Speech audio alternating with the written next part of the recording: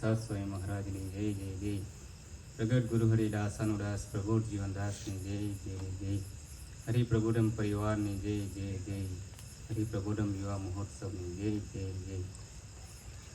પાડિક સૌંદર્ય સારસ્વત સ્વામી, જય પ્રભુદર્શન સ્વામી, ચિદાન કાકા તથા અત્રે ઉપસ્થિત પૂજ્ય બાબુ કાકા, હિતેશભાઈ, સંજયભાઈ, સુભાષભાઈ, દરેક વડીલો તથા સાકાર અક્ષરધામના મુક્તન રાંતાના જય શુભ અને મહામંગલકારી દિવસ. આપણે અઠવાડિક સભા આપણા જીવનમાં કેટલી જ જરૂરી. વર્ષો પહેલાં યોગીજી મહારાજ એવું કહી ગયા કે 20,000 25,000નો નફો થતો હોય કલાકનો, તે છોડીને બી આપણે અઠવાડિક સભા કરી લેવી. તો અઠવાડિક સભાનો મહિમા કેટલો હશે?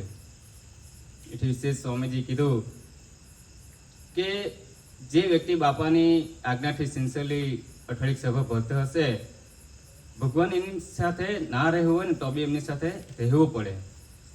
એથી વિશેષ સ્વામીજીએ કીધું કે જે બાપાની આજ્ઞાથી સિન્સિયરલી અઠવાડિક સભા ભરતો હશે, જે બી યુવક, એમની તનની, મનની, ધનની ને આત્માની જવાબદારી ભગવાન પોતાની માથે લઈ લે. અત્યારે લેટેસ્ટ પ્રબોધ સ્વામીએ કીધું કે જે યુવક ધરતી પર કોઈ પણ જે અઠવાડિક એકવાર સભામાં આવીને બેસી ગયો એટલે ભગવાન સ્વામિનારાયણ એમને અંતવસ્તે દર્શન દઈને અક્ષરધામ તેડી જશે. વિચાર કરીએ તો અઠવાડિક સભાનો કેટલો બધો મહિમા હશે. એ અઠવાડિક સભામાં આપણે નિમિત્ત થયા ને આજે આપણને એ દર્શન થઈ રહ્યું છે. એમ વર્ષો પહેલાં સ્વામીજી મુંબઈની ધરતી પર પધાર્યા. 2016ની સાલમાં સ્વામીજી મુંબઈથી વિદેશ ધર્મયાત્રાએ જવાના હતા. તો બધા ભક્તો દર્શન કરવા એરપોર્ટ પર પધારે. એમ સ્વામીજી બેઠા હતા એરપોર્ટ પર, અને બધા કાર્યકર્તા ભાઈઓ અને યુવકે સ્વામીજીને પ્રાર્થના કરી કે સ્વામીજી આજે તમે અમને એવું કંઈક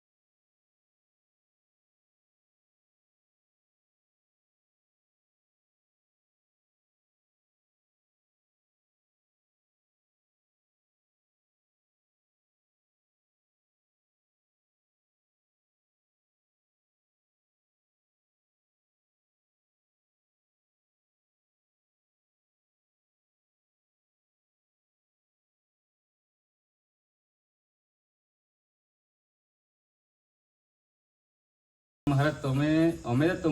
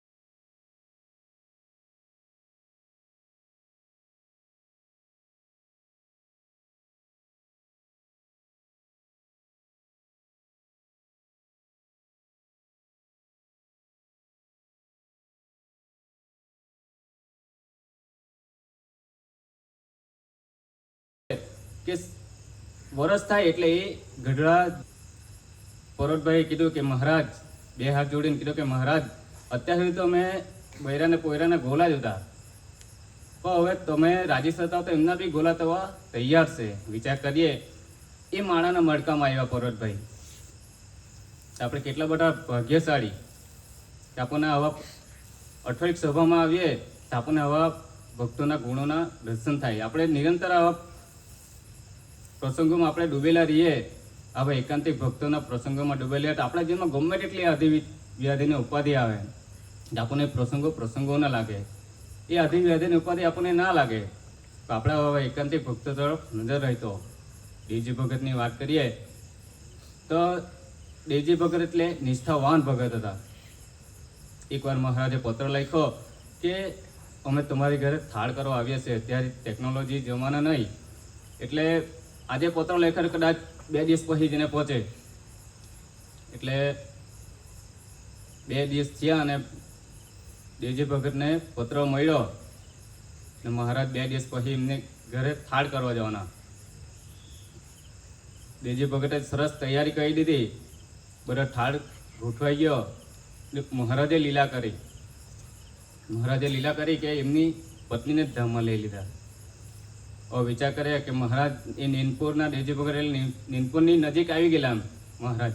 હવે તે જમાના માટે ફોન બી નહીં કે એમને કહી દે કે મહારાજ હવે તમે આવો પ્રસંગ બને તમે જતા રહો તો સારું. પણ એ દેવજી ભગતે એટલા બધા નિષ્ઠાવાન હરિભગત હતા કે એમની જે પત્ની હતા એમનો દેહ પડ્યો હતો, પણ એમને કઈક રીતે એમને ગોળડીમાં કે કઈ બી રીતે સાનુકૂળતા થાય એ હિસાબે એમને પેક કરીને એમને મારી ઉપર મૂકી દીધું એમના દેહને. મહારાજ પધાર્યા, મહારાજનું સરસ સ્વાગત કર્યું ને મહારાજ પછી સરસનો થાળ કર્યો અને થાળ કરીને મહારાજ જ્યારે નીકળતા હતા ત્યારે ઉંબરા ઉપર મહારાજ ઊભા હતા અને એ દેવજી ભગતના હૃદય પર હાથ મૂક્યો. એમને જે વેદના થવાનું એ બધું ભૂલાવી દીધું અને મૂર્તિનું સુખ આપી દીધું. પછી એટલા બધા ભેટા મહારાજ પછી કીધું કે હવે તમે સબનું હવે ક્રિયાક્રમ કરી દેજો. મહારાજ તો અંતર્યામી સર્વજ્ઞ પુરુષ હતા, એમને બધી ખબર હતી. આવા ભક્તો મહારાજના માળાના મડકામાં આવ્યા. તો વિચાર કરીએ કે અઠવાડિક સભામાંથી આપણને શું ફાયદા થાય. તો આવા પ્રસંગ આપણા જીવનમાં આવે તો આપણને પ્રસંગમાંથી બહાર જવાનો રસ્તો મળે. અઠવાડિક સભા ભરવાથી આપણા આત્માનું જતન થાય, આપણા આત્માનો વિકાસ થાય, આપણા જીવનનું પરિવર્તન થાય. એટલા માટે અઠવાડિક સભા ખૂબ જરૂરી. વિચાર કરીએ તો સ્વામીજી કહેતા કે આજે તો અનંત પર્વતભાઈ છે ને અનંત ગોધનભાઈ છે. તો આપણને ખબર છે કે એ જર્મનીના મનીભાઈ એટલે સ્વામીજી કહેતા કે આ જમાનાના પર્વતભાઈ. તો એ મનીભાઈના જીવનનો વિચાર કરીએ તેમણે એમના ઘરે ખાલી એમના પાસપોર્ટ અને એમની પૂજા 2 જ વસ્તુ તિજોરીમાં મૂકે. બાકી બધું વસ્તુ ત્યાં કોઈ બી હરિભક્ત આવે તો કોઈ બી વસ્તુ એમનું યુઝ કરી શકે. એમનું લેપટોપથી માંડીને એમનું કોમ્પ્યુટરથી માંડીને એવરીથિંગ કોઈ પણ વસ્તુ હોય એ યુઝ કરી શકે. તો એ દિલથી એવું માને કે જે છે એ હરિપ્રસાદ સ્વામીજીનું છે અને એમના ભક્તોનું છે. વિચાર કરે કેવો ભગત હે. એટલે સ્વામીજી કીધું કે આ જમાનાના પર્વતભાઈ છે. તે એક દિવસ વાતો કરતા હતા, ભક્તો હતા અને એમને સામે વાત કરતા એટલે આપણે કદાચ એમ સહેજે નજર જાય એટલે એમને એવો રોગ હતો કે એમ નજર કરે તો એક બાજુની એમની આંખો છે તો એક બાજુની જલ્દી ફરી જાય, બીજી બાજુની થોડી ધીમે રહીને ફરે. એટલે ત્યાંના ભક્તોએ જોયું કે મનીભાઈને કંઈક પ્રોબ્લેમ છે એટલે એમને હોસ્પિટલ લઈ ગયા અને ડૉક્ટરને ચેકઅપ કરાવ્યું. તો ડૉક્ટરે કીધું કે મનીભાઈ તમે 4-5 મહિના પછી વ્હીલચેરમાં આવવાના છે, કારણ કે તમને MS નામનો રોગ થયો હશે. હવે વિચાર કરીએ MS નામનો રોગ થયો હશે એમ કીધું તો કદાચ આપણને કોઈ કે ડૉક્ટરે કીધું હોય તો આપણા ટાટેટાન ઢીલા થઈ જાય. પણ મનીભાઈ એવા નિષ્ઠાવાન હરિભગત હતા એટલે એમને કોઈ એવો હાવભાવ નહીં લાગ્યો. પોતે મન હસતા હતા એટલે પેલા હરિભક્તે કીધું કે મનીભાઈ તમને આ MS નામનો રોગ થશે, તમને ખબર છે, તમે 4-5 મહિના પછી વ્હીલચેરમાં આવવાના. તો કે હા મને ખબર છે. MS એટલે મહારાજ, M એટલે મહારાજ અને S એટલે સ્વામી, કે મહારાજને સ્વામી જ મને ભેટ્યા છે ને બસ પતી ગયું. કે વિચાર કરીએ એ ભગતને આપણે હમણાં દર્શન કરી રહ્યા છે. તો આવા ભક્તોને વચ્ચે આપણને રહેવાનું મળ્યું, આવા સમાજમાં આપણને રહેવાનું મળ્યું. આપણે કેટલા બધા ભાગ્યશાળી. આપણા ભાગ્યનો કોઈ પાર આવે એમ નથી. તો પ્રબોધ સ્વામીનો જેનો વિચાર કરીએ તો પ્રબોધ સ્વામી બસ કેવા સાધુ, એમને જોઈએ એટલે આપણું બધું આપણે ભૂલી જઈએ. પણ એવા સાધુ અત્યારે એ પુરુષ આપણી વચ્ચે આવીને ગયા, એટલા બધા આનંદ થઈને, એટલા આનંદ કરીને ગયા ને આપણને એટલા બધા આનંદ કરાવીને ગયા કે એનો કોઈ પાર જ નહીં. જ્યારે એ 17-18 તારીખે જ્યારે અહીંયા પધાર્યા ત્યારે રાત્રે વોકિંગ કરવા નીકળ્યા ને આ બાગની અંદર જ્યારે વોકિંગ કરવા નીકળ્યા, પ્રભુ દર્શન સ્વામીએ કીધું કે તમે બધા અંદર બાગની અંદર બેસી જાઓ. અમે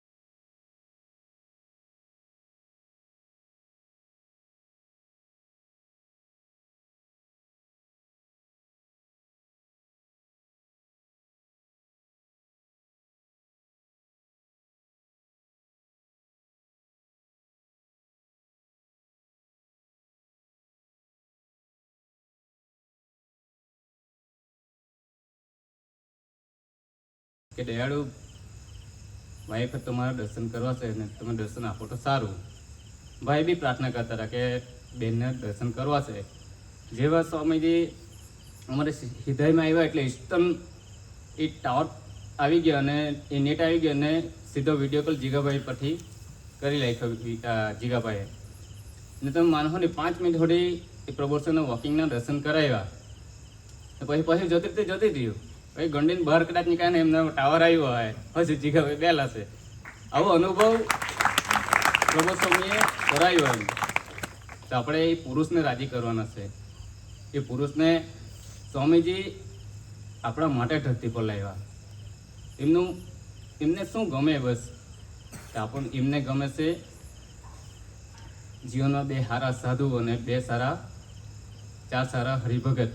એમની સાથે તમે જીવ જોડી રાખજો.